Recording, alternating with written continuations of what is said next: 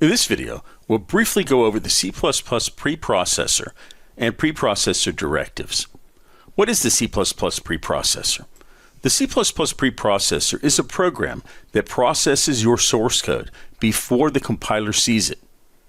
The C++ preprocessor first strips all the comments from the source file and replaces each comment with a single space.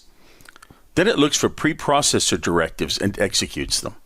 Preprocessor directives are lines in the source code that begin with a pound or hashtag symbol. As you can see in this slide, there are quite a few preprocessor directives available. The most commonly used preprocessor directive is the include directive.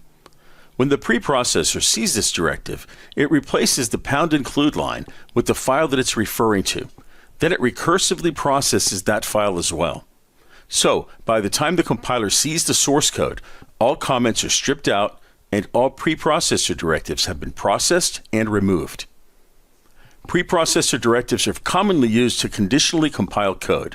For example, suppose you only want to compile a portion of your source code if you're on the Windows operating system.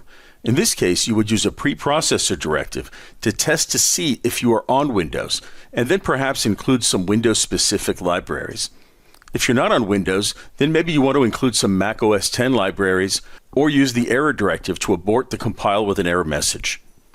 Conditional compilation is beyond the scope of this course, but we'll use several preprocessor directives as we move on in the course. One final note that's very important to understand. The C++ preprocessor does not understand C++. Let me say that again. The C++ preprocessor does not understand C++. It simply follows the preprocessor directives and gets the source code ready for the compiler. The compiler is the program that does understand C++.